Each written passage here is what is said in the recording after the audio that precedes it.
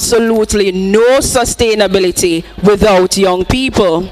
On this note, please remember, in the way of my people, words are important, but action is the only thing that will bring about real change. Let me repeat that. Please remember that in the way of my people, words are important, but action is the only thing that will bring about real change. Welcome one, welcome all. I will now hand over to my sister and brother, two phenomenal and energetic souls who will steer this ship in the right direction. Without further ado, please join me in welcoming our moderators, Sister Jania Burke Anderson from the Court Management Services and Brother Alan Carter from Ministry of Health. Thank you. Enjoy. Thank you, Sister Regina. Good morning, all. Good morning, all. That's nice. Thank you so much, everyone, for being here. This is my co-host, Alan. We're off to a late start, but nevertheless, we've started, and we're very happy that you are here with us this morning. Sir Alan, would you like to say something? Good morning, everyone. I'm hoping that you're all ready for this forum. We went to lengths to bringing to you some very talented individuals, and I'm hoping that throughout the course of this forum, you will extract the necessary information from them, because it is our hope that this event will guide some level of policy as it relates to the decent work agenda. So you all ready? No, we need energy. This is a youth forum. No, man, no, man, we have to do better. Even the president at the front is a little bit more energetic today. I wonder why. I don't know. All right. What's next on the agenda? All right, we're here talking about guiding and policy. Well, we can't talk about guide and policy without talking about the Almighty, can we? No. And we can't start these proceedings without inviting the Almighty's presence, can we? No. So in that same breath, I invite Brother Joseph Reed from the Court Management Services to come and invite the Almighty's presence here with us this morning. Brother Reed. Thank you. Morning. Could we please stand for prayer? Let us bow heads. Lord Jesus, we thank you for this opportunity, this privilege of life that you have given to us. Every day in the land of the living is an expression of gratitude that we want to give to you.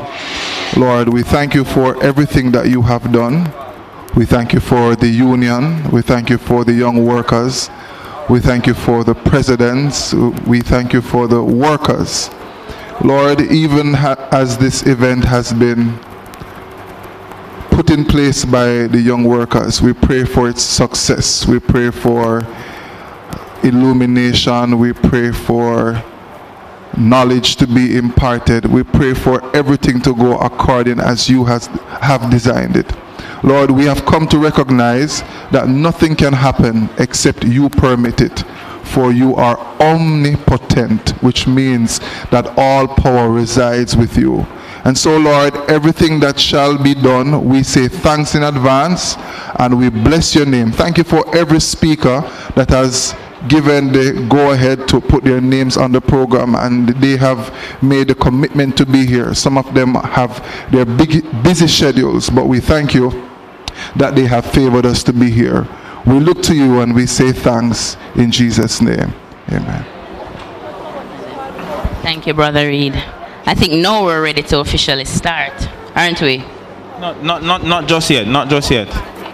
Anyone here from the Ministry of Health and Wellness? Just cool, man. Is there any other ministry represented? You know, I don't want to sound too selfish, you know, but that is my ministry. A few persons from Court Management Services. Yes, there is one. That's my team right there. Just a few. There's more coming. There's more coming. I'm sure of it. Anyone here from the Ministry of Finance? Come here.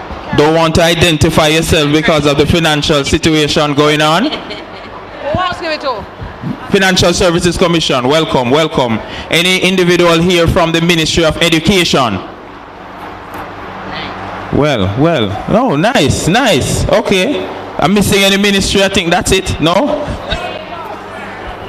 Ministry of Labor, Transport and Mining, PICA, oh yes, PICA. Culture, Industry, this is good.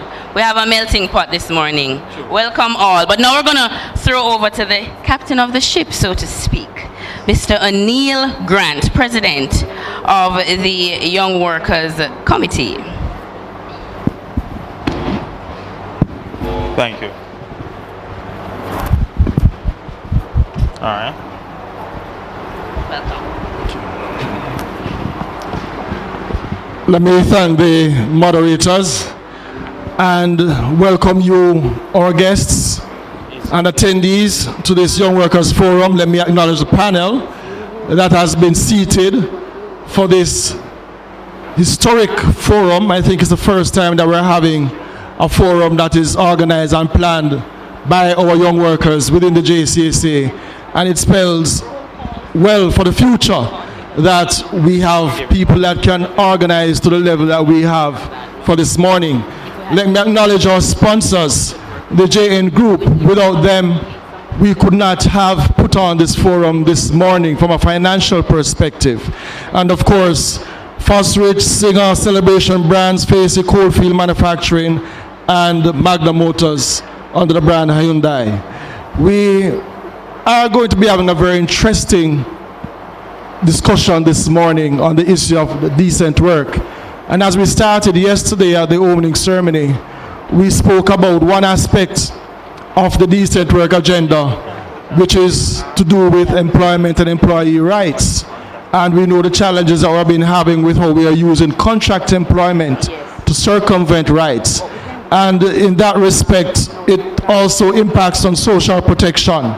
It impacts, as I indicated, the employment creation that is full and causes persons to be productive. And we can list all of those things as we go through the forum. But I don't want to delay you too much because we know that Dr. Horton has an engagement this morning and we want to release them so that they can present to you. So without much further ado, I bid you welcome. I thank you for your presence here this morning and hope that we have a very productive session. Thank you.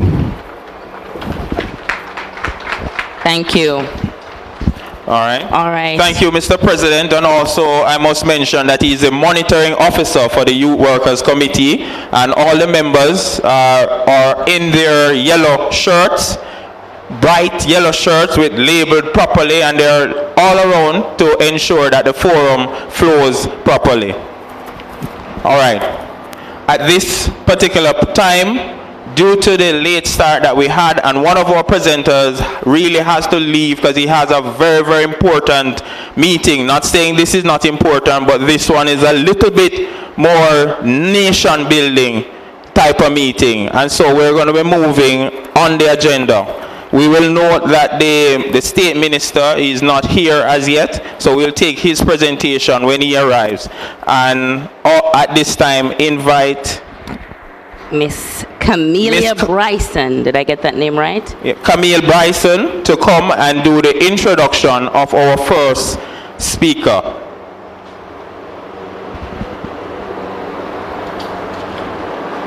One moment. She coming? Lady Bryson. She coming. Make sure come fast, you know. I think she's running. Is she running? I hope so. I hope so. Young. Yeah, fit. You better be a youth worker. not that other individuals they are not a part of it. You know, we're not saying that, don't it? Saying that. No, we're talking. As I have to be careful. Here we go. Yes, she's here, looking bright in her shirt. It's cool, you know. Perfect.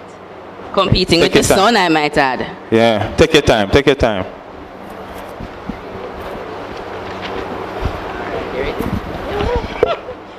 Good afternoon. Oh, morning. Good morning, brothers and sisters. It's my pleasure to introduce to you our esteemed guest speaker this morning, Senator Dr. Andre Horton. Andre Horton is a senior lecturer in the Department of Economics at the University of the West Indies, Mona. He earned his PhD from the University of Essex in United Kingdom. He is KPMG Pete Marwick, Thomas Delarue, and a British Commonwealth Scholar. He is also an International Monetary Fund Distinguished Academic Fellow. Andre Horton was named the UWI Most Outstanding Researcher in the Faculty of Social Sciences for the year 2017 and was honored as the Most Outstanding UWI Alumni for the decade 1999 to 2008. Mr. Horton is member of the Private Sector of Jamaica Economic Policy Committee and publishes a weekly briefing in the Jamaica Gleaner newspaper that simplifies, analyzes, explains, and opens for discussion economic issues affecting Jamaica and by extension the Caribbean in a global context. Dr. Horton is the founder of the Valley Foundation, a charity organization that provides resources for at-risk and marginal youth across Jamaica.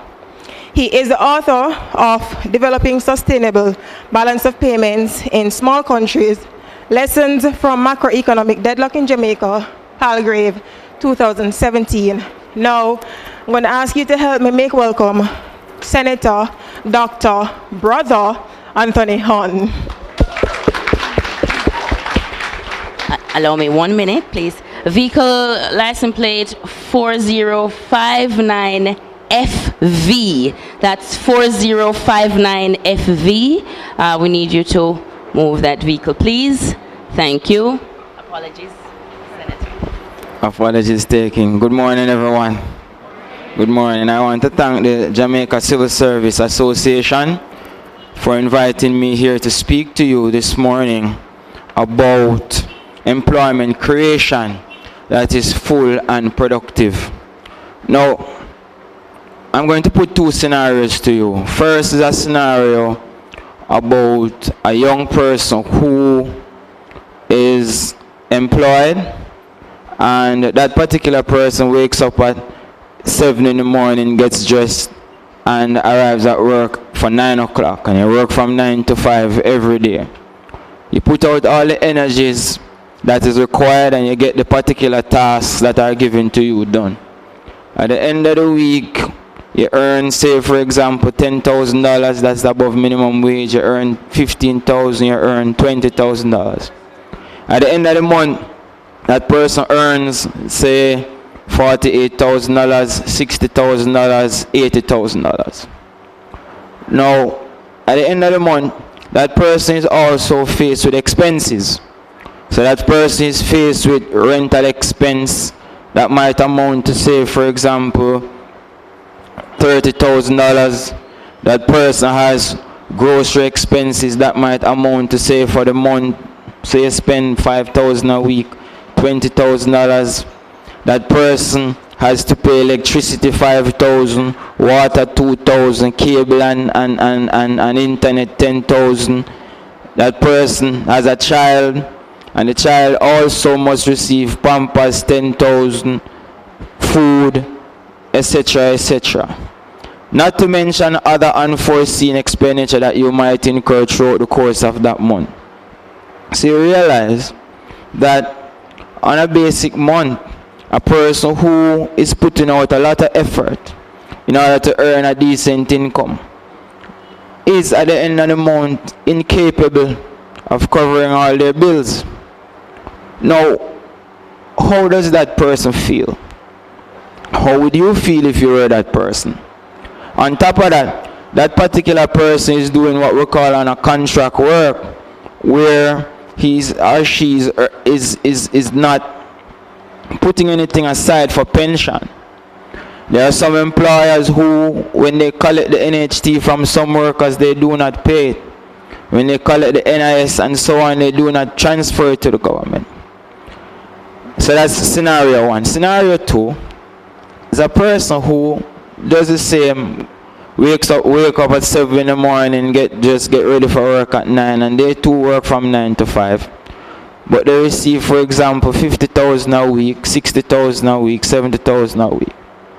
That person after a month will accumulate something like 200,000 a month, 300,000 a month, 250,000, 400,000 a month. Now, that person, if they are smart and if they apply proper budgeting techniques, looking at their expenditure items, minimizing their expenditure items, looking at what is necessary to cover your basic needs, looking at how best to satisfy basic needs so that they can save, will find themselves in a positive net position where they'll be in a position where they can cover their fees, and at the same time they'll be in a position where they will have some savings. Now, of the two, which would feel more satisfied or would feel more rewarded or would feel more motivated to attend work?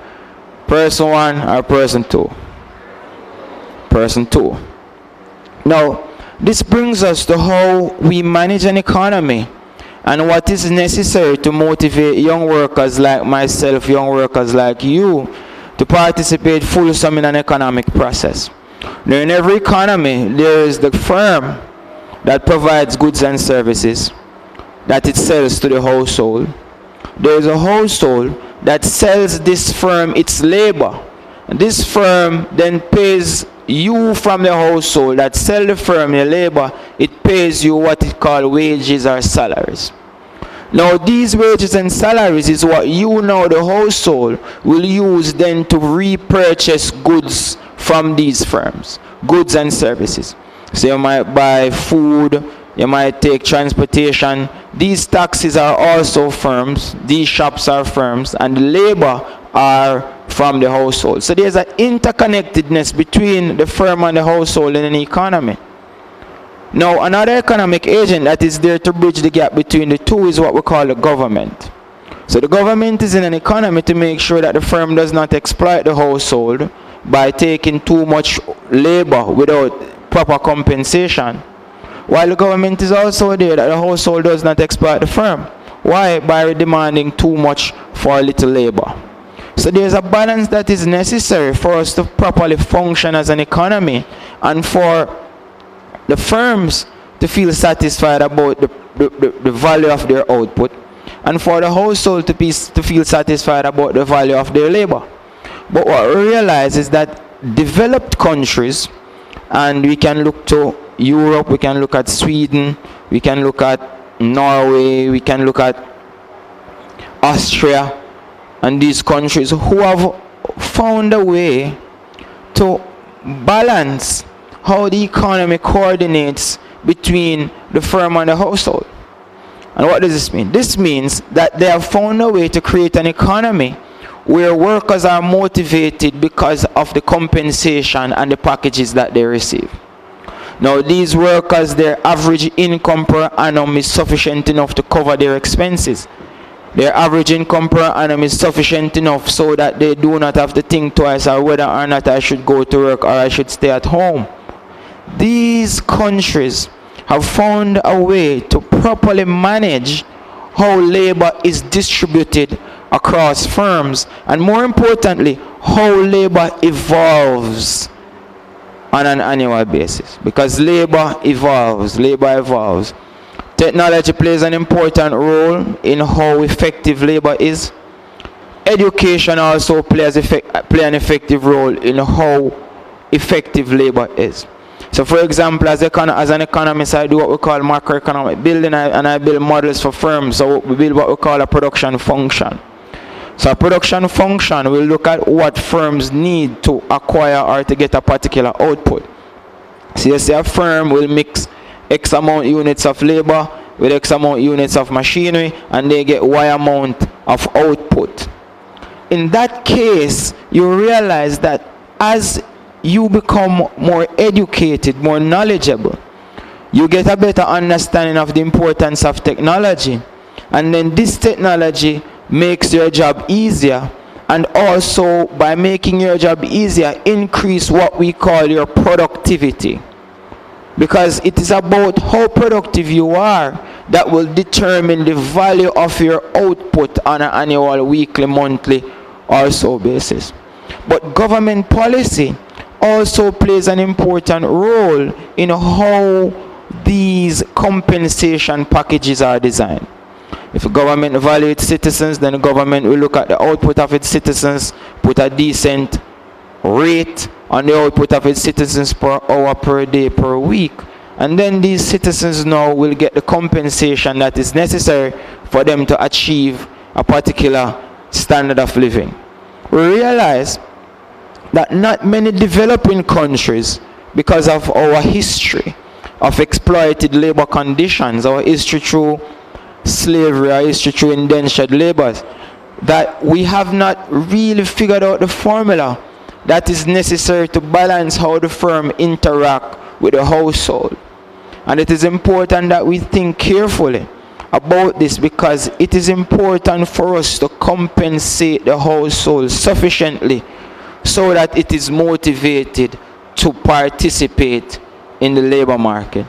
You take a country like Singapore, for example, they too were having labor issues back in the 1950s. They too face issues as to how best to apportion labor or appropriate labor to maximize their output. And they were able to, through good search and match techniques, through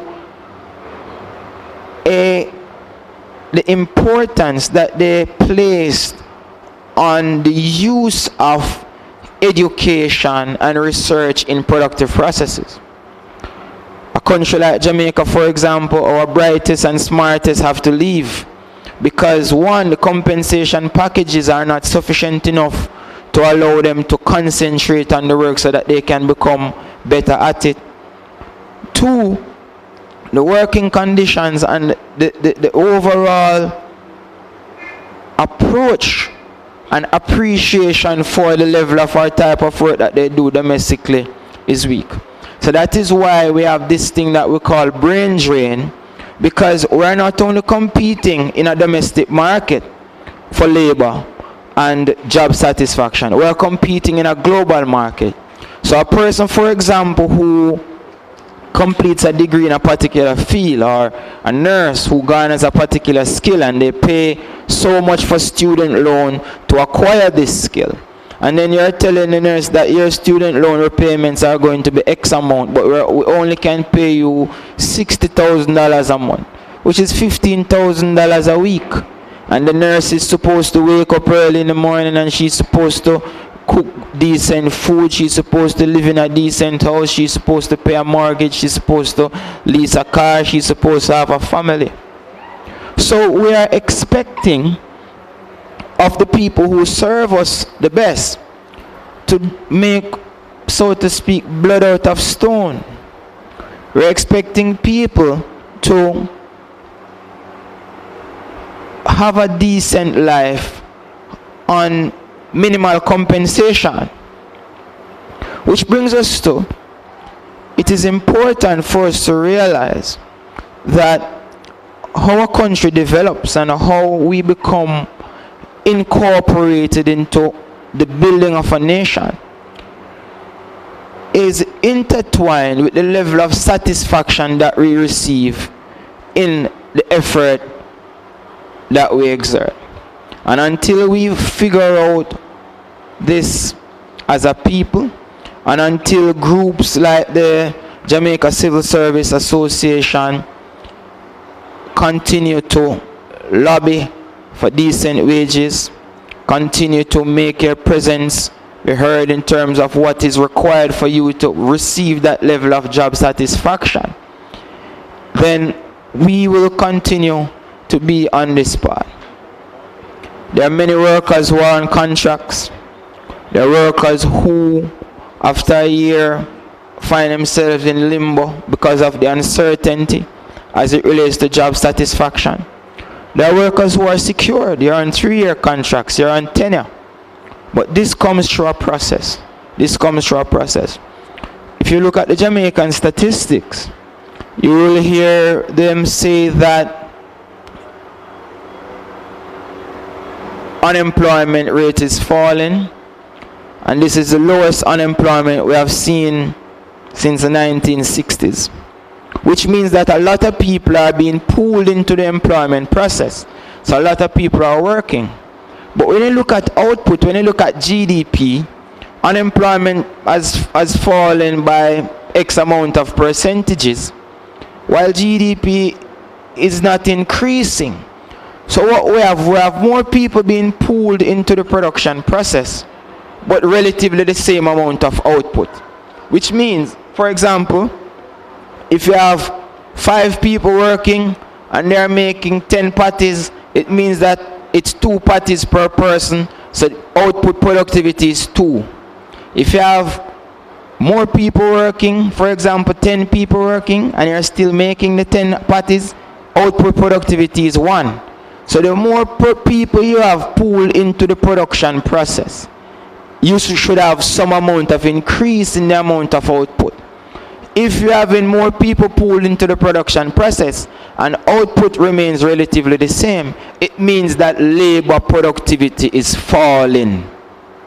It means that you're moving from 5 people making 10 patties to 10 people making 10 patties, so the amount of patty made per person is falling.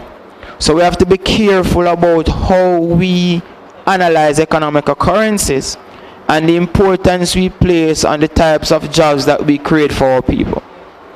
As a nation, it is important for us to realize that we need to create jobs and opportunities that increase the level of labor productivity.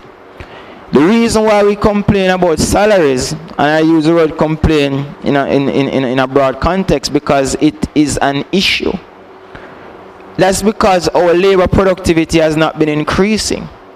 The only way we can have an increase in income is if we have an increase in the value of what we produce.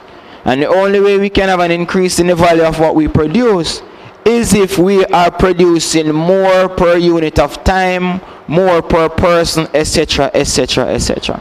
So these are important issues that we must take into consideration when we address what we consider to be a decent work, because a decent work is a derivative of a decent income. That is a derivative of a decent work environment. That is a derivative of the level of productivity that we exert as a people. Jamaica has come a far way, and we have a far way to go. Take these into consideration and enjoy the rest of the function. If it is that the Senate finishes in time, then I will return. Have a wonderful day.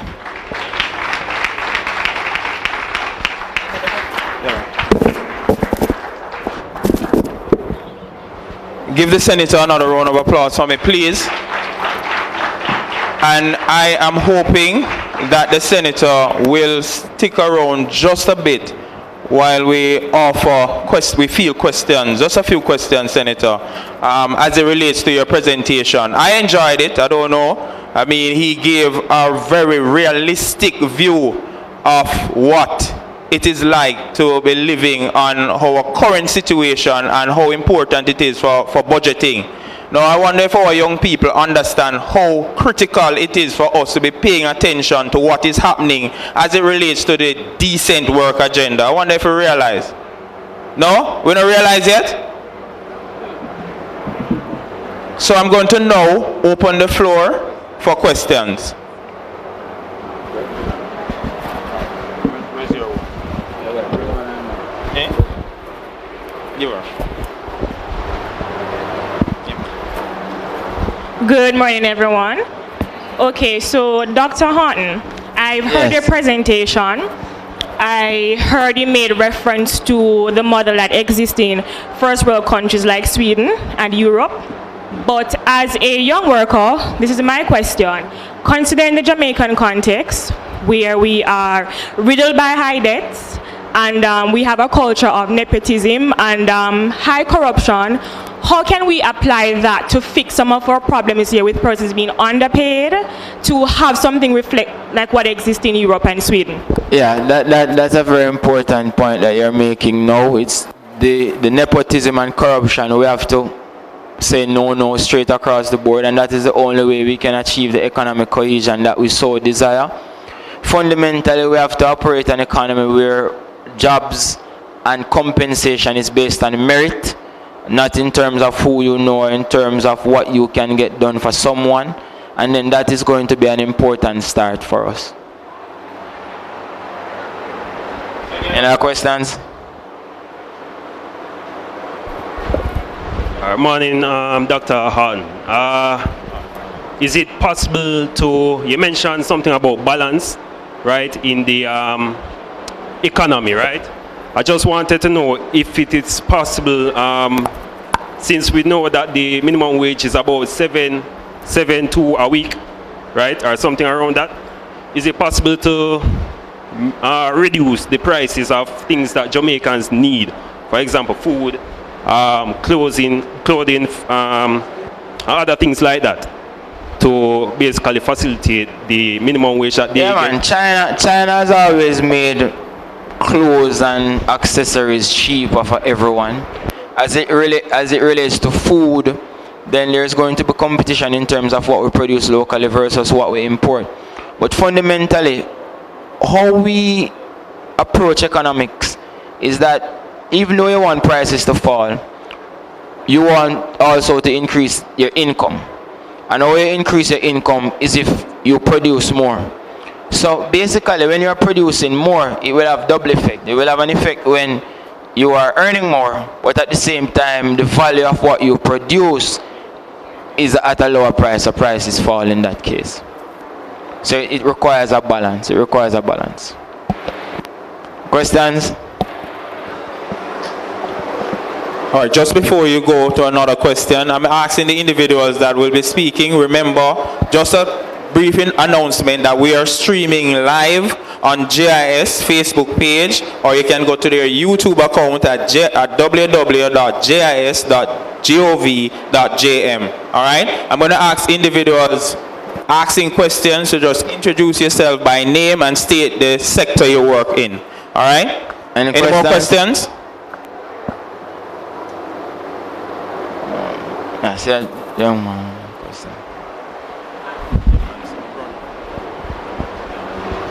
Good morning, everyone. My name is Andre Daly, and sir, the other day I was watching the news, and you had a leading business person was saying something about pricing ahead of the exchange rate and all of that, and he saw it fit to say, okay, then, in my own words, if things have like balance enough, they can probably pull down prices.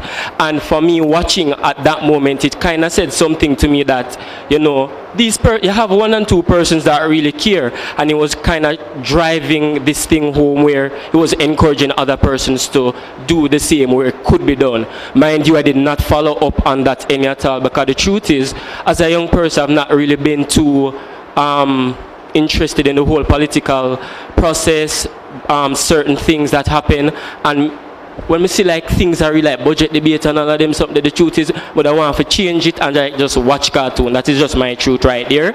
Just watch cartoon. So the fact that you had someone from the private sector consider that, it kind of sparked a little hope in me. So is it that more persons would want to do that? Because if things are going better and they say that they can pull down the prices here and there, and persons can see a reflection, why is it that they don't do that? I understand, because it's business, they may have to have a more stern approach to stuff, but you know, that is just my point going across, because I really like that. Yeah, man, respect, Andre. Firms do have the ability to reduce prices, but the willingness is an issue. And in economics, we have something what we call price stickiness, where prices are normally sticky on the downside, meaning prices don't normally fall. And there are several reasons why prices normally fall. It comes at a cost when you reduce your price in terms of your markup. It also comes at menu costs. For example, when you reduce price, if you produce brochures or whatever, you have to change them, and the menu on the board and so on and so forth. And there are other costs, shoe leather costs, etc., etc. But the fundamental issue is, if it is the case that we're earning enough, then we can definitely afford what we want to consume, because the goods and services that we produce are competing in a global market. So if we're making Irish potatoes as an example, or we're making bag juice or soft drinks, it's competing in a global market. When soft drinks from abroad come here, they're on the shelf, the prices are competing against each other. When our potatoes go abroad, they're on the shelf, the prices are competing against each other. So once productivity comes into play, then the price differential will follow suit as to the level of the output. And then your income now is going to be a derivative of the amount you contributed to that particular production process.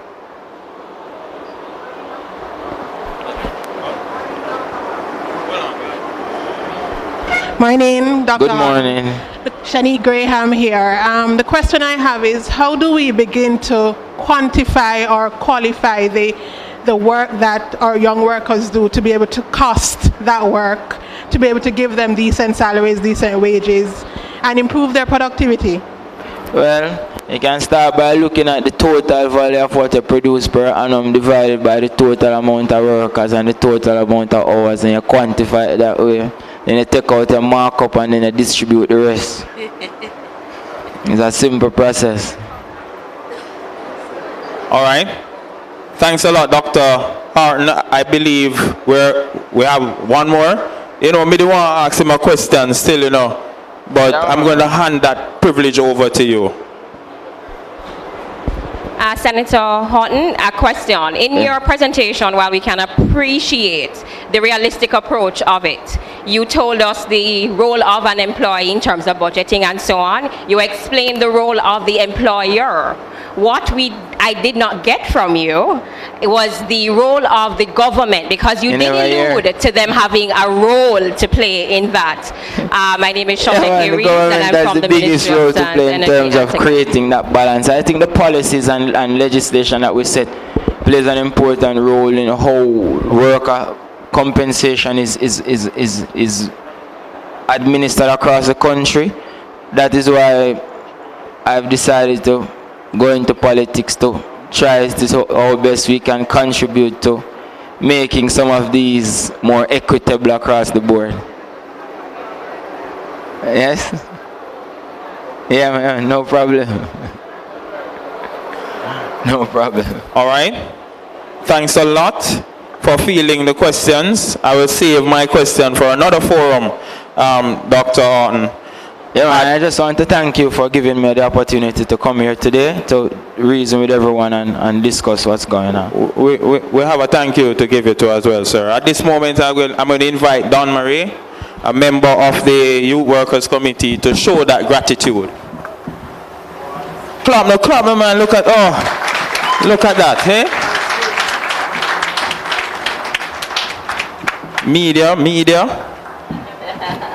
I don't want our other presenters to feel out. Good morning, everyone. On behalf of the Jamaica Civil Service Association Young Workers Committee, Senator Dr. Andre Horton, we're very grateful for your presence here today. We acknowledge the fact that there are so many other places that you could have been today, but you took the time out to invest in Jamaica's future, Jamaica young minds, and for that we are grateful, and we pray that in the future we'll be able to engage you in further discussions. Thank you so very much for being here. So hug and kiss now. All right.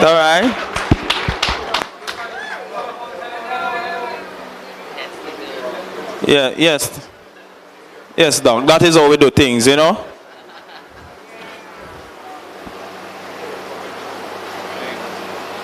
All right, thanks a lot. All right, we're off to a great start so far, don't you think, Alan? Yeah, I believe so. I think so too. This time, though, we have a presentation from a Mr. Michael Collins. Michael Collins in the house? They're going to invite All you. right, wonderful. All right, Mr. Collins, come on up, please. We're eager to see what you have for us. From the Retail Banking Division of the Jamaica National Group. Welcome, Mr. Michael Collins.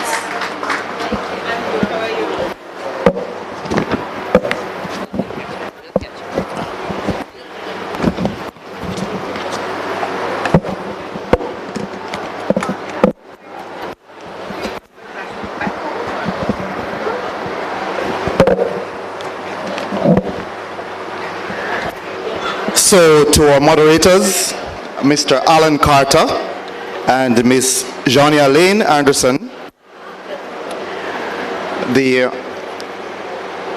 Mr. O'Neill Grant, President of the Jamaica Civil Service Association, my fellow speakers and presenters here on the platform and in the audience, the Honorable Senator Dr. Andre Horton, members of the media, my JN Group colleagues, viewers online, GIS Live and Facebook. Ladies and gentlemen, pleasant morning to you. All right, so that was a warm-up. Let's go again. A pleasant morning to you. All right, that sounds like you're ready for Jane Bank and Jane Group, right? So as discussed, we will be having a simple conversation with you about our financial literacy today. So my sincere thanks, first of all, to the Jamaica Civil Service Association for the opportunity to participate in today's Young Workers Forum. Now you might be wondering why this Jane man came to be wearing pink this morning to talk to you about money, right? You all are aware of what is going to be happening tomorrow at UTEC? Okay, so in honor of those persons who've passed, from cancer, and of course the survivors, today the Jane Group, we're recognizing those persons and the fundraising event behind it. So we've been asked to dress down and to wear a hint of pink. Yeah, man, I see some people looking around. Quite appropriate, right? Quite appropriate. And our stenographer right there. Give them a round of applause for dressing down with me.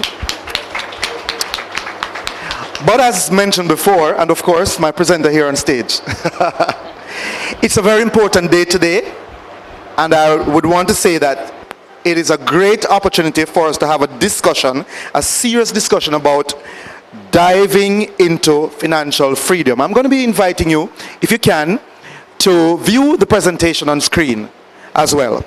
Now, our public sector has served our country selflessly for many decades. We will agree. Many significant contributions to our nation's economic development through robust service and sacrifice. Agree? Remember, we're having a conversation. So despite your hard work, we know that your remuneration isn't always where you'd want it to be. And Dr. Horn alluded to that in his presentation a while ago. It is a fact that the salaries of our public sector employees are often not comparable to the workload they carry, or you carry, as I'm speaking directly with you.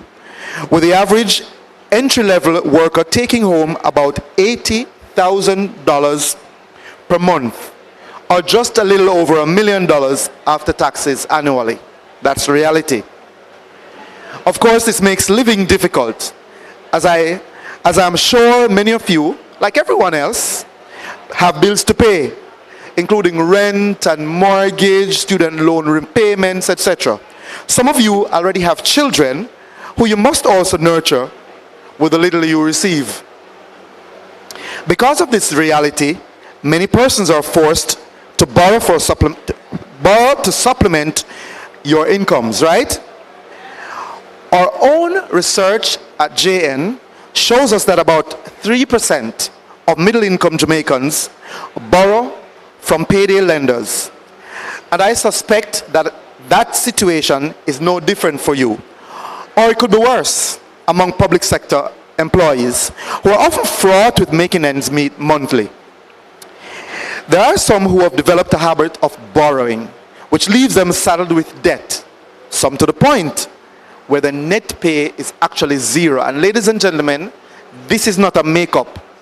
I, Michael Andre Collins, have actually seen that. I've seen that. Such a situation, one can imagine, diminishes confidence in the country, as well as retards self-confidence among the labor force, you. However, there is hope. And this is what the Jane Group has brought to you today. Public sector workers like you, and in fact anyone, can achieve wealth by making certain decisions in the absence of wage increases and fringe benefits. Wealth, ladies and gentlemen, is a discipline, not something only a few people are born into, as we often like to think. It takes focus and stick-to-itiveness to harness wealth, and many people who earn less than you have earned less than you have achieved it. As a student loan recipient myself, my first focus when I became employed was centered on quickly repaying my loan so that I could reduce my debt and then do a very important thing: save.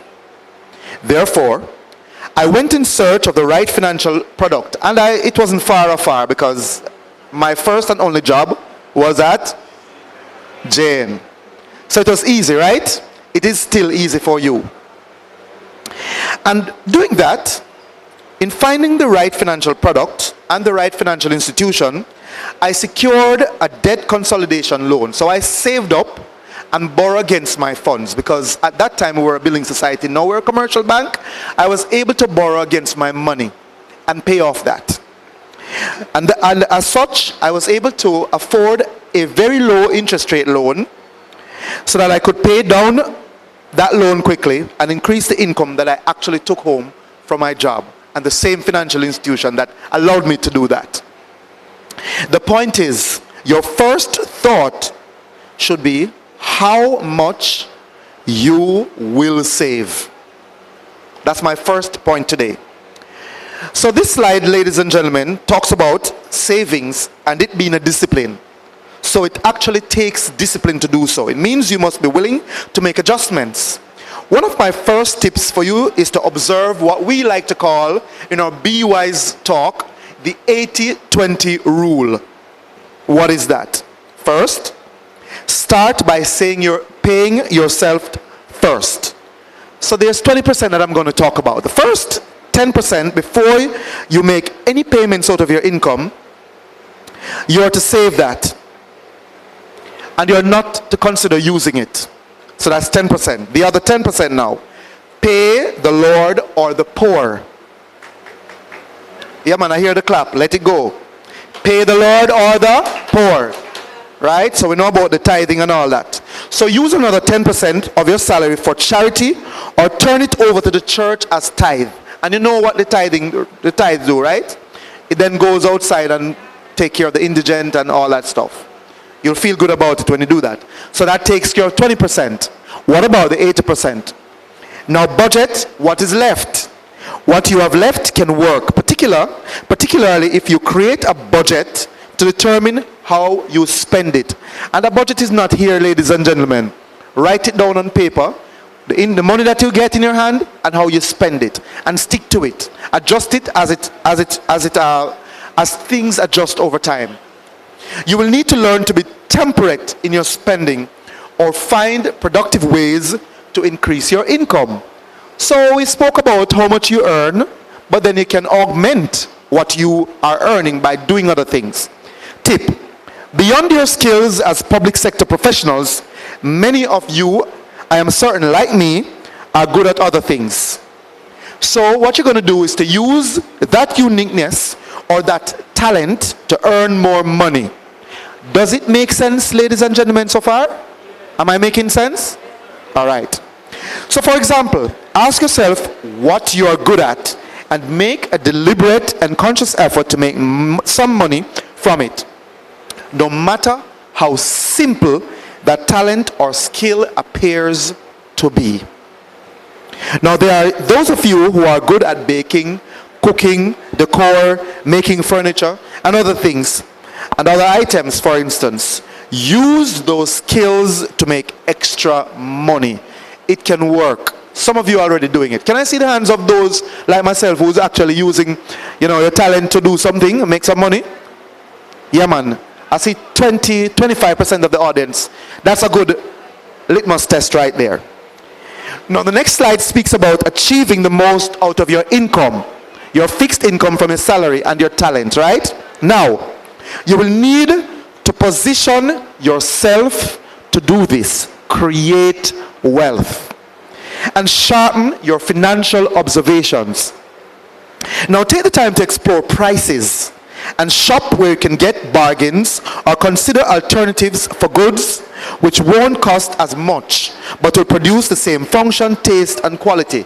You heard the Senator mention those things earlier about how you can, the money and how you can spend it from an economic perspective.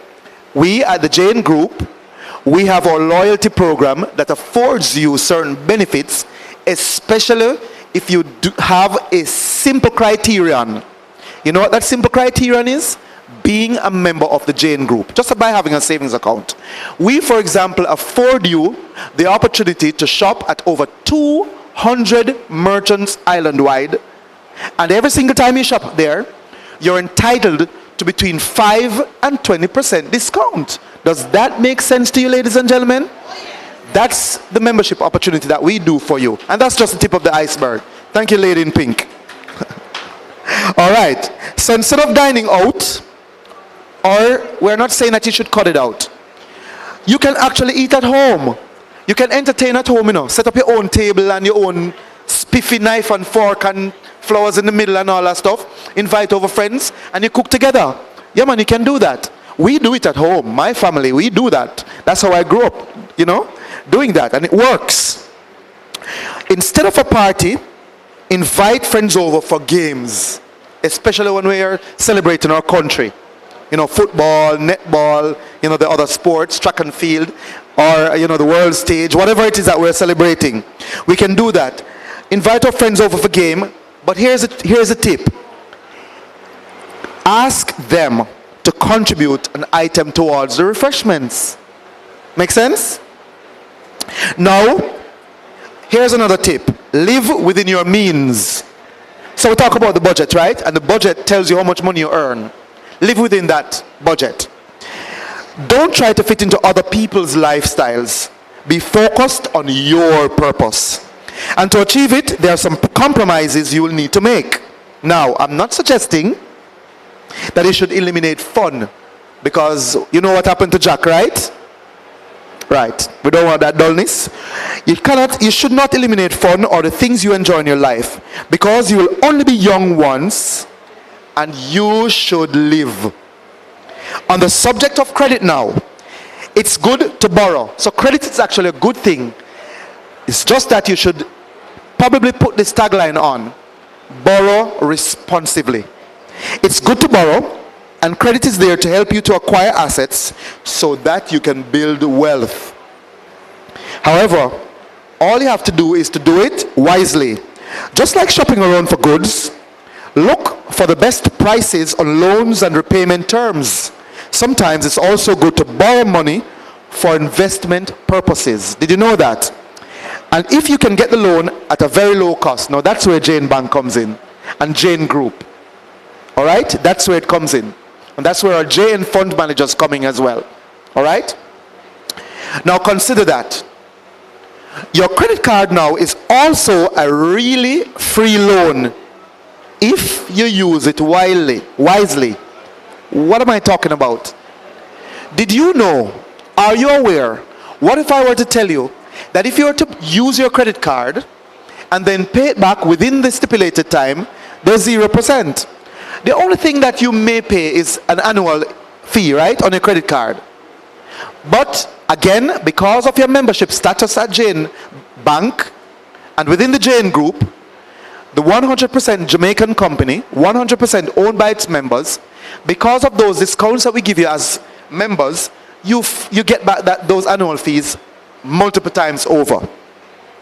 Now, here are some tips. 1, pay your credit card bill on time. All the time. 2, by doing that, you avoid the interest.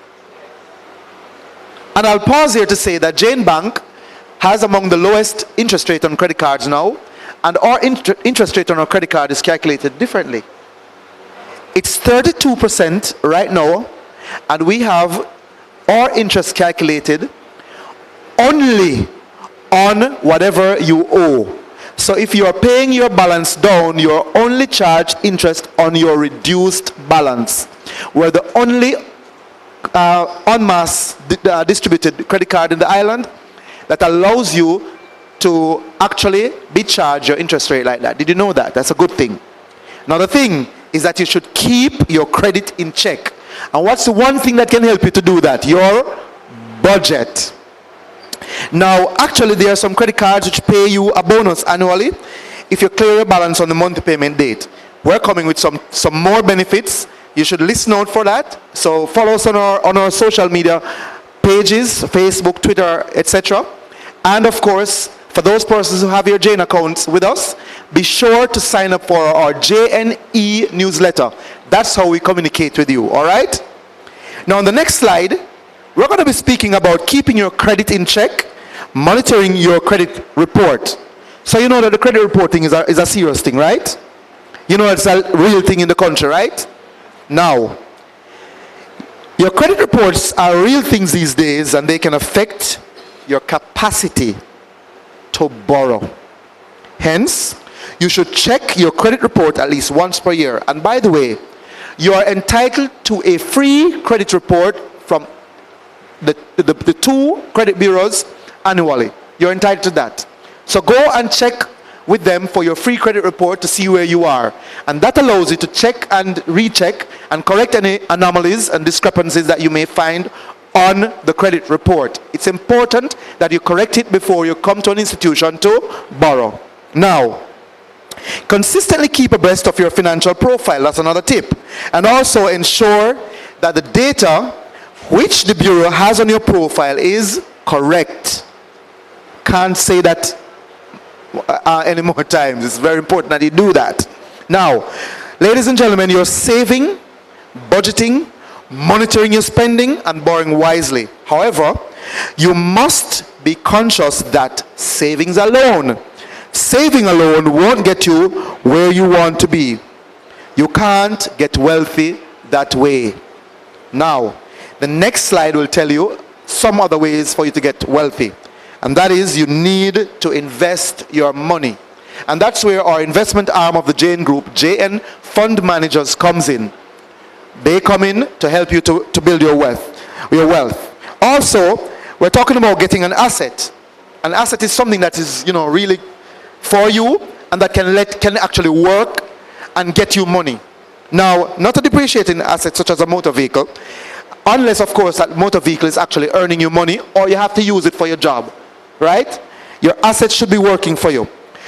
Any asset that begins to lose its value, the moment you start using it, is not necessarily a good thing, unless, of course, you can compensate for it otherwise. But something that you'll appreciate and earn as you grow, such as real estate.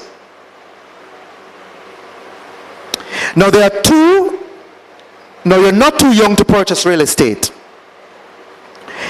Interest rates are low now, ladies and gentlemen, so buying property is easy for you to access. And you all know about our 110% DYM, or design your mortgage plan, that we have now, right? Disturbing the market. You all heard about that? No? Oh, you've not? Well, here's what it is.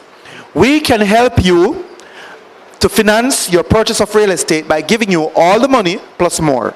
Go on our website, www.jnbank.com, and you'll get the details right there. Now, interest rates are low now, as we mentioned before, and there are many more options now to finance your purchase. So, what do? You can start saving to purchase a house, or come to JN Bank and we'll show you how. You can purchase 2 houses or even more. And you can start earning an income now, not only when you retire, like renting your property. Invest in stocks, that's another tip. And don't just leave it up to the broker or financial advisor. Become financially savvy yourself. Now, learn about the stock market by reading and watching the right programs to stay current. Read widely and often, ladies and gentlemen. Read voraciously about financial management and ways you can grow your wealth. Invest in a pension plan, that's another thing. And of course, if you're not a part of a pension group, you can get your individual plan through the JN Group. And don't simply contribute a small sum, contribute the maximum. And I believe, if my memory serves right, it is up to 20% of your income. And you can reap maximum benefits by doing that. Believe me, you'll be wealthier for doing it. If you're not a part of a pension plan at your workplace, there are other pension schemes that you can join, such as the ones that we have through the JN Group, and there is no obligation to contribute monthly. You only need to make your contribution once per year and in one payment. Now, there are only a few of the habits. These are only a few of the habits which you should embrace to achieve the wealth that will, in the final analysis, fuel your purpose. They are attainable, and you simply need to focus on the benefits that you will accrue in the long term. Through our ongoing financial literacy program, which we call Be Wise, with a $sign in it, which is implemented by our Jane Foundation, we at Jane Bank are positioned to assist you. Therefore, if you desire a follow-up session, you may simply contact us and we will arrange us. So let us know about that. We can then arrange for our Be Wise team, and I'm one of the presenters on that, to provide some group counseling sessions which can further assist you to structure your financial lifestyle and help you work towards achieving your goals. In closing, wealth is within your grasp, ladies and gentlemen. It's not complicated. It merely takes dedication, a little time, and a lot of discipline. If you adopt these positive ideas and implement them prudently, you will soon be on your way to achieving and living your purpose. So, ladies and gentlemen, this conversation and these words were brought to you by the JN Group, JN Bank, the bank you own. And of course, as our motto says, we'll help you find a way. Thank you for this opportunity.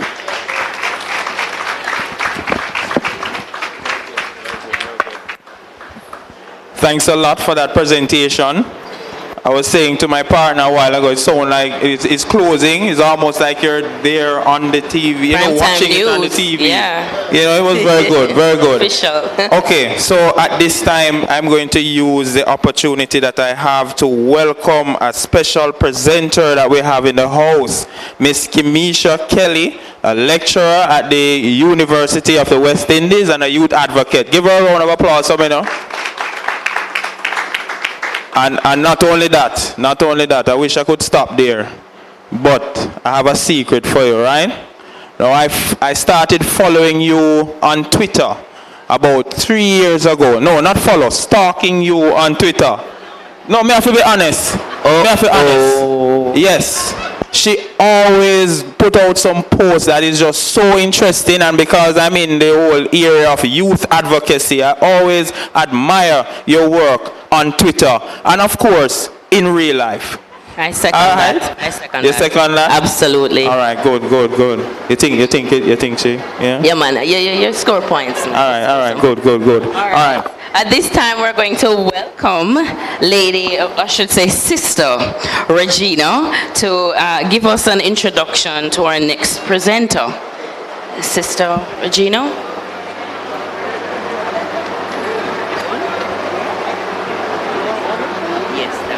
Okay. Thank you, Sister Jonia.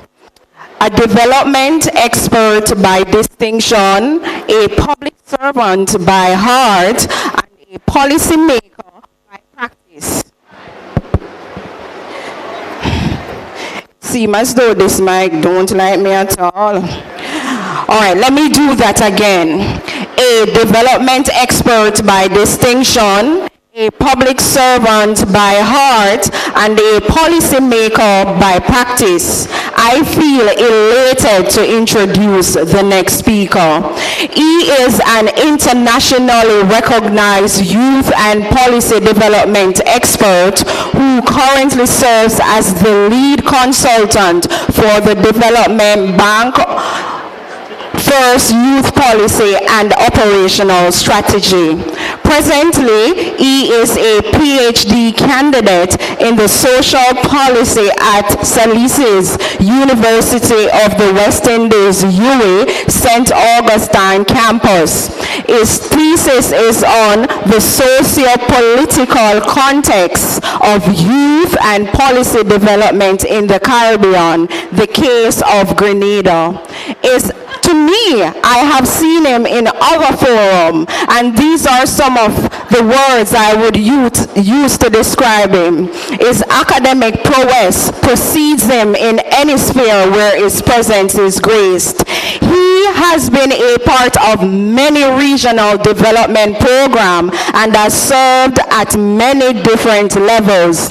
He is a former regional director of the Commonwealth Youth Program Caribbean Center, 2005 to 2011, former interim director of the Youth Affairs Division of the Commonwealth Secretariat in London, former General Secretary of the St. Lucia Civil Service Youth Association. During his tenure, the association grew exponentially and also adopted more transformational approaches to membership representation. Founding member, he is also the founding member of St. Lucia Civil National Youth Council and served as Public Relations Officer and Vice President, respectively, between 1985 to 1999. Additionally, he has contributed to several significant youth development initiatives, including mapping of best practices in youth engagement for the UNDP Barbados and the OECS in 2012. He was part of a multidisciplinary team that undertook the assessment of the youth development situation in the Eastern and Southern Caribbean on behalf of USAID. Since 2015, he has undertaken a review of Grenada's national youth affairs and formulated a youth development strategy for the Tobago House of Assembly. He contributed to developing the course outline and modules for the degree program in Child and Youth Studies for the development of behavioral science at the University of the West Indies, St. Augustine. He served as Chief of Party for a USAID-funded assessment of the youth development situation in Haiti. Wow. Youth development work currently offered by UWI Open Campus. He is a part-time lecturer for both the Med Youth Guidance and Child Youth Studies at UWI St. Augustine Campus. When you talk about youth development expert, I bring to you no other, and help me welcome Brother Charles Wallace Henry. He will be speaking on the pillar that speaks to social security in the context of decent work. Again, help me welcome our brother. Thank you.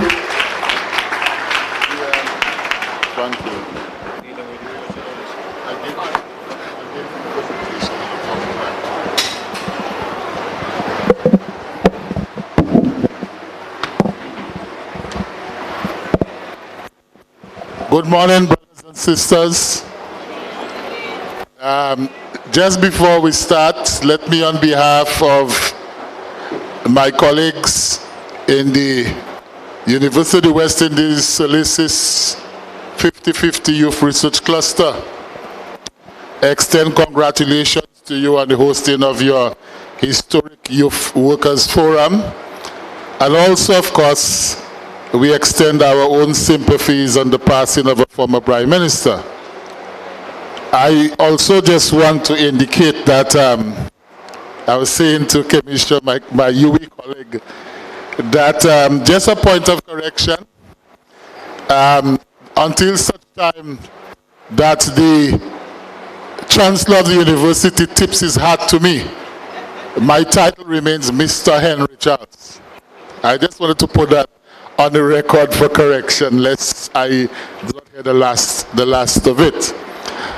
I appreciate all of the accolades and whatever, But suffice it to say that I see my role in the Caribbean as really one who seeks to disrupt what I call the disequilibrium in the power relationships that exists in the Caribbean, and how it affects the issues of workers, the issues of youth development, and as we talk about social protection, that brings to the fore the discussion on social protection, and for us to determine what really is social protection, and should we be taking social protection as a granted, or should we be seeing social protection as something that has been granted to us out of the goodness of thy heart from wherever they come from, whether it's in the private or the public sector.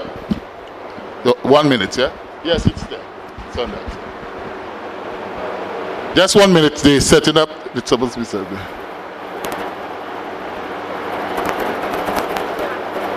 Is that? Okay, so I will not wait for them. What I want to do quickly is to speak to the issue of, well, what is social protection? A kind of brief history of the idea of social protection for workers. Of course, its purpose, the issues of the types of social protection, but most importantly to address what I refer to as some critical issues around the whole issue of social protection for workers. And I think these are issues that are particularly important for young workers. Social protection, as is described by the United Nations Research Institute for Social Development, involves international and national policies, legislation and processes that are developed to prevent, manage and mitigate circumstances, actions and situations that affect people's well-being. Villani in 2015 describes social protection as the whole body of national and international policies and programs that are aimed at reducing poverty and vulnerability by promoting efficient labor markets, diminishing people's exposure to risks, and enhancing their capacity to manage economic and social risks such as unemployment, exclusion, disability, and old age in the context of old age pension and those things. So looking at those these definitions or conceptualizations that have been offered by Villani and the United Nations Research Institute, they fall perfectly into some of the previous discussions about the financial literacy and that of my comrade Houghton about employment. Social protection, the World Social Protection Report 2017-2019 sought to look at the situation of social protection in the world today. And they said this: social protection and social security is a human right. I found that important to highlight because in a lot of the literature, except in some of the literature of the ILO, the point is not made of social protection being a right. The narrative is as though social protection is some kind of a little favor out of the goodness of thy heart. So it was important to note in the executive summary of the World Social Protection Report 2017-2019 that they identified social protection as a human right. And that, of course, they said is defined as a set of policies and programs designed to reduce and prevent poverty and vulnerability throughout the life cycle. Of course, they say that social protection includes benefits for children and families, maternity benefits, unemployment, employment injury, sickness, old age, disability. They say social protection systems address all these policy areas and a mix of contributory schemes, which takes us to the point of a kind of a history of social protection. Often it is written that social protection emerged in the 19th century out of Europe, and of course in the United States following the Great Depression. What sometimes is not emphasized is that the idea of social protection emerged from some of the class struggles that took place at the emergence of the Industrial Revolution, when people were struggling to deal with the level of displacement that took place as a result of industrialization. Moving from the feudal system into industrialization, those transitions, that process, inflicted severe challenges, severe pain on ordinary and working people. And it is in that context that in Europe, the whole idea of social protection emerged. And of course, in the United States, after the Great Depression, they started to implement measures to mitigate the negative effects of the economic downturn that had taken place.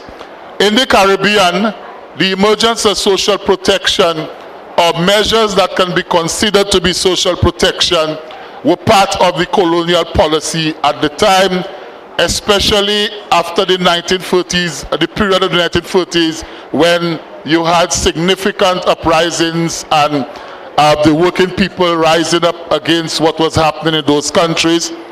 And if you read the Moyne Commission report, you would see that the Commission made some recommendations to the colonial authorities, which they implemented, certain social welfare benefits. And so essentially, our own version of social protection emerged from that, in that period, recommendations from the Moyne Commission. But of course, as is the case in international arena, in the Caribbean scene, again, one must not be led into believing that our system of social protection only emerged out of a situation where the colonial authorities or the plantocracy at the time felt that it was a good thing out of the goodness of their heart. They should put in place various policies and legislation that would help working people or would help mitigate the impact of the challenges that they were facing.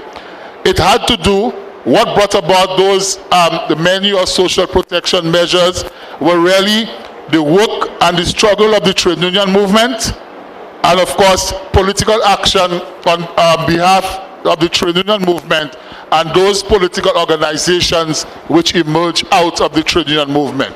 And in fact, many of those struggles, the point must be made that many of those struggles were actually led by young people. The struggles in 1930s, 1940s, 1950s, the introduction of adult suffrage, those struggles were led by young people, young adults in that situation. So young people played a leadership role in the political and trade union struggles to bring about some level of social protection in the Caribbean. What therefore is the purpose of social protection? The World Social Protection Report suggests that social protection plays a key role, has a key role to play in sustainable development, and that it promotes social justice and helps in realizing the human right to social security for all. Thus, social protection policies are said to be vital elements of national development strategies to reduce poverty and vulnerability across the life cycle. It is also said that social protection is what I refer to as SDG compliant, because SDG 1.3 speaks about implementing nationally appropriate social protection systems for all in all floors, and so as to reduce and prevent poverty. What are some of the types of social protection? How does it manifest itself in our situation? There are what they refer to as the labor market interventions, and I cannot help but recalling a couple of weeks ago there was a discussion among a number of young people in preparation for the United Nations Youth Forum that was held just about a month ago. And there was this young man who said, we shouldn't be too perturbed about the effects of the neoliberal economic agenda and the impact it was having, because we have put in place measures to deal with the fallouts from it. And the measures that they suggested was the fact that we had established labor departments in our countries, and that we had minimum wage legislation and minimum wage councils and those things. So they were suggesting that those labor market intervention strategies, that was sufficient. Okay, yes, they are one aspect of social protection. The second aspect is that of what is referred to as social insurance. Where in some countries you have unemployment benefits. I think Barbados, before the current crisis, had some measure of unemployment benefits. But many of us would have heard about the dole in the United Kingdom, where persons were being paid or provided some kind of unemployment benefit. But of course, we would know that under our national security systems, that you have things like disability benefits, sickness benefits. All of those form another type of social protection. And of course, the third one is one that is sometimes very controversial, one that is prone to prone and subject to and impacted by the political the vagaries of our own political culture and political system. And that are the policy actions that are based on transfer of resources, government at certain times near elections, budgets near elections. You are increasing old people's pensions, increasing public assistance, and those areas, right? So that's a third. So the three. You have the area of the labor market interventions, which councils in Barbados, the social contract, those things presumably to address the challenges that people are facing. You have the aspect that are provided sometimes under your own social security, workmen's compensation, all those kinds of things. And then of course the one that good examples of them. Trinidad has a very elaborate system of the third one in terms of social assistance. Whether it is from work programs of CPEP to all sorts of benefits. Talk about social protection here. What are some of the critical issues, which is where I really want to get to? I think around the issue of the origin of the social protection issue. Again, I don't think that sufficient has been said or is known about the origin of this thing of social protection. It is important for us to understand the origin of it so that we do not take social protection for granted and to believe that social protection measures or benefits will always be with us. Okay?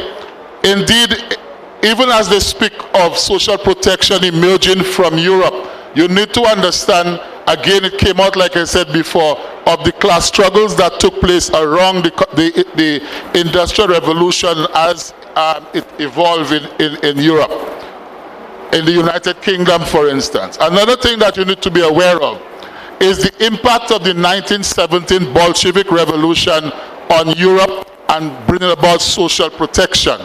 Those European countries were very concerned that the conditions of the working class at the time was a ripe, fertile soil for the impact of the Bolshevik Revolution, perhaps to sow seeds of revolution. And so what those countries did was to, in a sense, I wouldn't say voluntarily, but in a sense decided, look, we better wet our house before the fire catch. And so they implemented very elaborate systems of social welfare in the form of social protection. So again, it did not originate in a way out of the goodness of their heart. It were the objective conditions of the time, what was happening, and as a way of trying to mitigate the possibility of revolutionary fervor spreading through Europe that came about. Also, in the Scandinavian countries, because of their adherence to certain types of socialist and social democratic policies, they too had elaborate, very elaborate systems of social protection. Oftentimes, we refer to the quality of education in Finland and those places without realizing that it is as a result of a significant social protection system and an approach to development that they have taken. But importantly, I think one must clearly understand that the whole question of social protection is, the whole internationalization of it also came about because of international solidarity, especially among the international trade union movement, in terms of being able to, on their own in member countries, but also in terms of being able to influence the International Labour Organization so that you could have a set of progressive policies around the issue of protection of workers and protection of the more vulnerable in societies. In our own case, I spoke before of the 1940s, the 1946, 1947 riots in the Caribbean, which necessitated the colonial authorities to undertake an investigation of the conditions in the Caribbean. And of course, the Mine Commission report made significant recommendations in this thing. Again, in the Caribbean, the trade union action in terms of the political action that trade unions undertook also played a significant role in terms of the evolution of the social protection measures in the Caribbean. So it's important to know those things, because very often the narrative goes around as though, those things are given, they will always be there, and people not aware that there was struggle, there was a certain set of actions that had to be taken to get this about. Let us look at another critical aspect for social policy is to look at what is happening globally in terms of global economic policy. Just this morning in the Economist magazine, the Economist magazine, they have spoken about the growing income inequality in the world. One of the most visible features of our current global economic situation is that even while major countries are struggling with debt, you see a handful of persons or companies or corporations are becoming exponentially more richer and that kind of thing when you look at the income. And what the Economist magazine was indicating is that it is one thing to consider that growing income inequality and be sad about it, but what they were saying, that growing income equality gives the richer or the richer persons in society a disproportionate political power. And the study that they were reporting on shows that as the political power increases, the tendency is to take actions or to support or to promote or influence actions that will seek to undermine the social protection benefits that workers or people have already benefited. You hear it all the time. Why must government have this welfare? Just give the private sector the money and they will employ people. You mustn't have no employment programs and those things. That's important. Then the other issues around the purpose of social protection, we have to have a discussion as to whether in our country social protection and social protection measures will be treated as social welfare, that we have accepted the narrative that there is no alternative to the current neoliberal economic agenda and all of the pain that it is bringing to bear upon the more vulnerable in the society, and that as a result of that, our social protection package must be limited to a soulagement, just kind of giving you a temporary relief from the pain that the economic system brings about, or whether social protection is seen from a more social justice perspective. Is social protection a tool for empowerment? Or is it a political instrument to perpetuate subservience and political apathy? That's a question young workers and others may want to ask themselves and to engage in discussion. And of course, in terms of a future outlook for social protection, in closing, as I said before, it is not something to be taken for granted.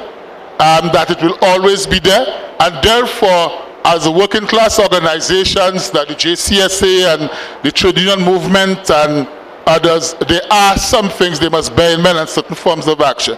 One must be particularly concerned about pro-working class development policies and political action that is truly representative of the aspirations and interests of the working class.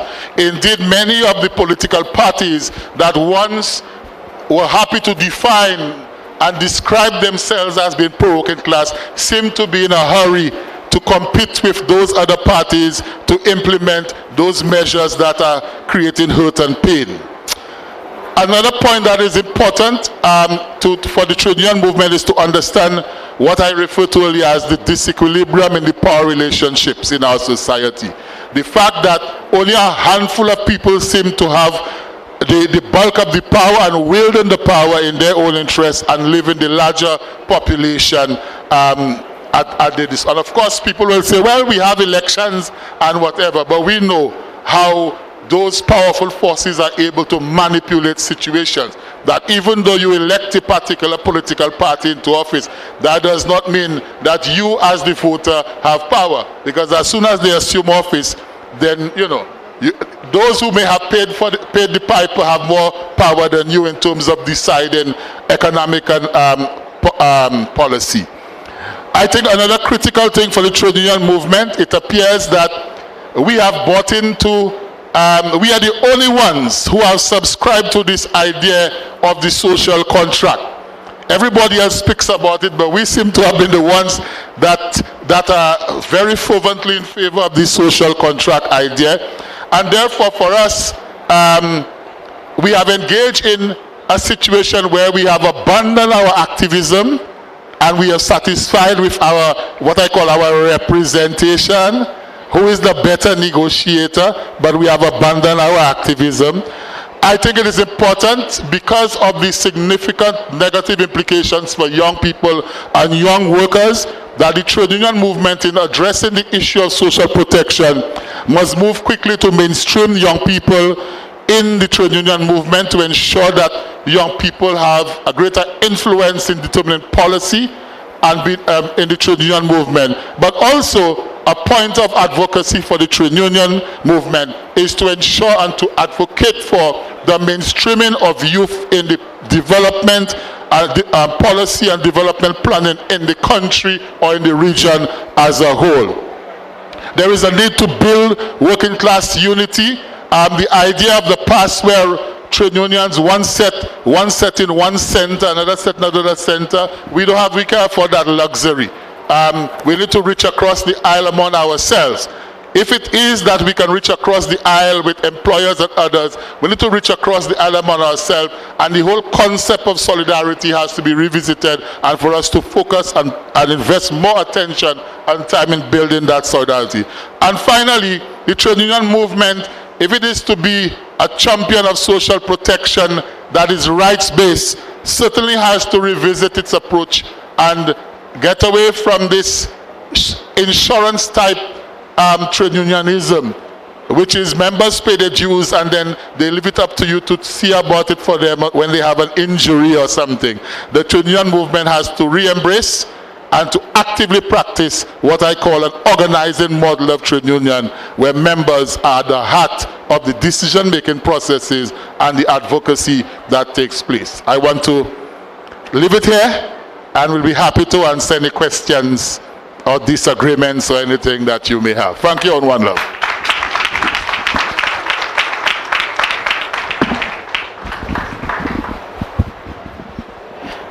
Thank you very much, Dr. Charles, and I hope you don't go very far. We'll make sure that the sofas are well comfortable. All right, so my young workers, I will need a roving mic, and due to the time constraints, we will only take 3 questions. Only 3. So we need a solid 3. But just to add, I enjoyed your presentation, Doctor, and at the end, it was very interesting when you said that... You hear me? When Henry Charles, good. It was very interesting when you said that the trade union movement must move away from this insurance policy type of activism. Is that what you said? Well, yes. That's the essence of it. Yeah, it's like an insurance. So people pay the dues is like the insurance premiums. You get a coverage. When there is an issue, then they come. Good. Okay. All right. So we're ready? These one? These working? Yeah, they want to hear what your comment. Because I just want to clarify, because I usually get in trouble a lot for this. Yeah, the point I was making is that oftentimes mass-based organizations like trade unions, there is a point where they have to make a decision between being a movement and being an institution. And the trade union movement over the years has gone fully into becoming an institution, and it operates more like an insurance. So your dues are more like, how you pay insurance premiums. And most members, only when they have an issue, they come to the union. They don't get involved in the day-to-day activism or the work of the organization. And I'm not just blaming members. I think the organizations themselves have allowed that to happen. And so the call is to go back to an organizing model where the membership is at the center of the action, the activism, and everything that takes place in the organization. That's the point. All right, thanks a lot. All right, 3 questions. Going once. No. Really? We're going to have to start picking on individuals now? All right, here we have. I was getting nervous a while ago and I was saying, wait.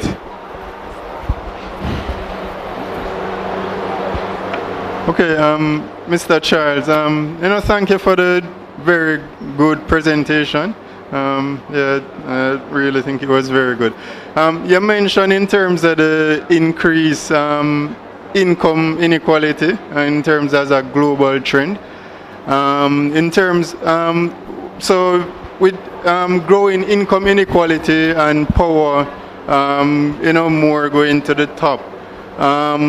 What really, are probably measures that can be done to, in terms of, ensure social protection and, social protection and welfare of citizens.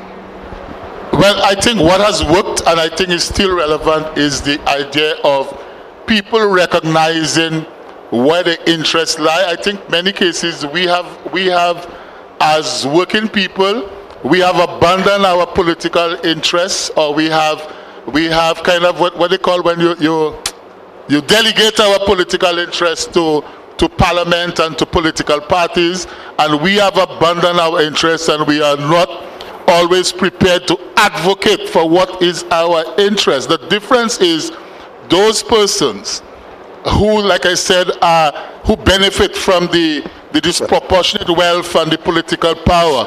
They recognize what the political interests are. They know what the class interest is, and they're out there doing the things that are necessary, right? But we as a group, as a working people, we have in a sense delegated our interests to some other group that is not of us.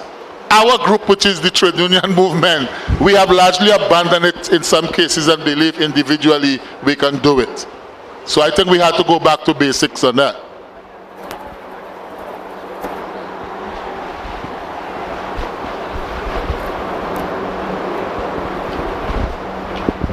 Yes, thank you, sir, for your well-researched presentation. I had a question regarding the revitalization of the trade union movement, particularly in light of the fact, perhaps I shouldn't say fact, but from a layman's perspective, where some persons would use the complacency of the movement and enter this type of representation as a stepping stone into politics, as opposed to actually advocating for the movement that they're supposed to be representing. How do you think that the trade union movement can be revitalized? But the trade union movement has not been a stranger to politics and political action. I believe that over the years you see people have the intention, of course some people's intention may not be always be noble, but over the years the idea was that people may go into the political arena as a way of trying to influence policy. The difference between those persons who come from the trade union movement and go into the politics and those who come from, say, representative bodies of business is that the representative bodies of business, their buddies, the fellows, do not abandon them. They go in there and they advocate on behalf of that group. That group continues to support them. But when our members go into a political arena, political environment, I think we abandon. There isn't the solidarity is not there. So that's why I make the point that there is need for, if you want to call it horizontal solidarity, you know, that if it is people are going into a particular arena, we provide them with the support. We have members of the trade union movement who are appointed to boards, sometimes directly or sometimes we nominate them to the boards. How much does the organization invest in the research into support that person going there and making putting forward a position that is representative of the interests of the trade union? More often than not, we expect the individual to go there and sit among other interest groups that have millions of dollars been invested in research and all kind of things for them, and to put positions forward and that kind of thing, right? So yes, people may disappoint you. They will always disappoint you. Pastors disappoint, principals disappoint, sports persons disappoint. But that is no reason that because one of us goes into the political arena that we should abandon them. We should let them disprove themselves. Until such time, we should engage them, engage with them. Put our positions forward, build solidarity, and build. In the United Kingdom, as an example, you think the British Labour Party, for instance, is happy with, or the trade union movement is happy with the British Labour Party on every occasion? No. But they reserve the right to give critical support. So they will criticize decisions and policies that are anti-working class, but that they will rally behind them when they are pushing policies that are pro-working people.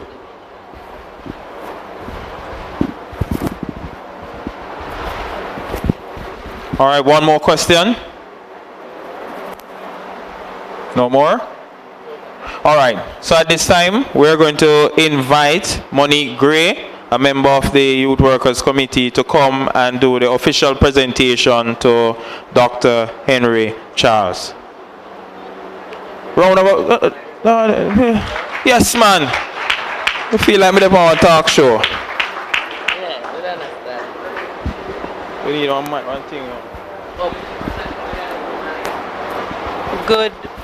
Good morning, everyone. On behalf of the Jamaica Civil Service Young Workers Committee, I take this grand opportunity to thank Sir Charles on his presentation today. We really appreciate the fact that he journeyed across the waters to be here with us today. I really appreciate you, sir. Thank you. Hug and kiss? Okay, all right. Wrong event. Quiz time. All right.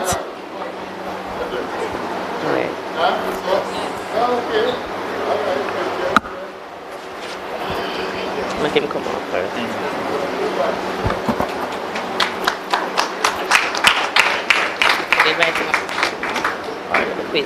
All right, everybody, we're going to have a little quiz forum, a little giveaway section. So are we ready for the first question? Nobody looks ready. Are we ready for the first question? Yes, we're going to get a prize, so put your thinking caps on. But this one is easy. The name of the president of the Jamaica Civil Service Association. Alan, you have to choose one. I can't. Well, this I have to be politically That's correct what now. I'm saying. All right. I have to pick somebody based on who I don't know. Boy, you decide. Based on the first person I saw putting up hand is that young lady around there. That was the first person I saw. Color. So I'm gonna give her one. Color? Yeah. Yeah. Okay. Pink. Pinkish. Yes. Good morning, everyone. Good morning. My name is Jessie Hughes James, and I'm here representing the National Solid Waste Management Authority. Oh, yes, sir. Good. Welcome. Okay, his name is Mr. O'Neill W. Grant. Yes. She yes, represented. yes. She's correct. She represented well. Who will be giving her So I'll invite now a member of the team to bring the prize. I think we're going to work with our sponsors, and we also want to specially recognize some of our sponsors. So can one of the workers bring over a basket from Facey Commodity?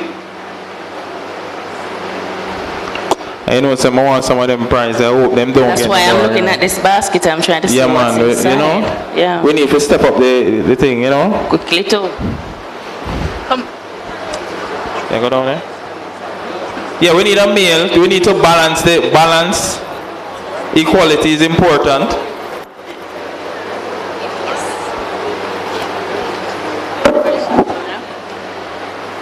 All right. You want to talk to her?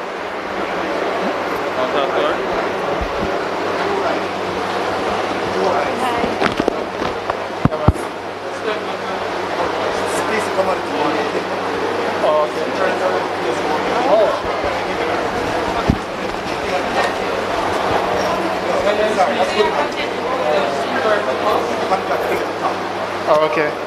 All right. On behalf of the Jamaica Civil Service and the Young Workers Committee and also Facey Commodity Company Limited, I want to thank you for participating in our session today, and we hope you enjoy this token. All right? Enjoy. Thank you. Alan, you look in that basket? You see what's in that basket? Oh my.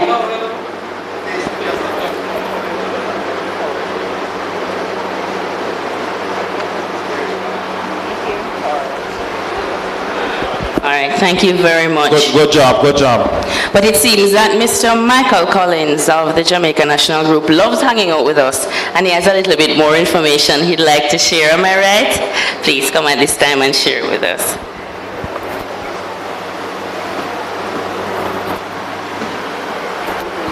Thank you very much. So since this is a giveaway time, I am giving you this information. It's very important that you know that the JN Bank and the Jamaica Civil Service Association have penned an agreement specifically for you. So all civil servants in the island of Jamaica, you're entitled to a particular package just because you're hard-working keystone members of the society. And you need to give the president an appropriate round of applause for making such a bold step. So for viewers online, GIS and Facebook, and those in the audience here, we're encouraging you to actually get in touch with the Jamaica Civil Service Association so that you can get the details of this very important document. It's a really serious milestone for JN Bank and the JN Group in general and the Jamaica Civil Service Association. Make good use of it, ladies and gentlemen. Thank you very much. Thank you so much, Mr. Collins. How is that for a giveaway? Isn't that a big deal? Sounds good. Sounds good. All right, so the second question. Alan, you want to ask them the second quiz question? All right, the second question is a pretty easy one. I need a member of the audience, not in yellow like us, to name the chairman for the Youth Workers Committee. All right, so I see this young lady right near to the back. Yes, come up. Yes, join us up here.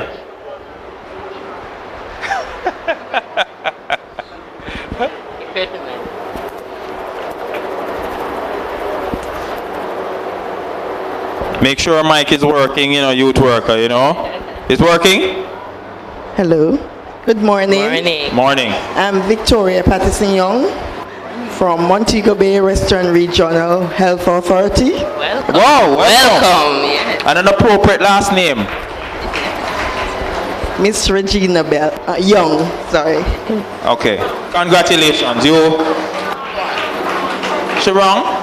Really? Regina Bell for Young Workers Committee. Yeah, I know I heard Regina Bell. My ears just set like that. I heard Regina Bell. So, yes, that is correct. So can we have one of the young workers to do the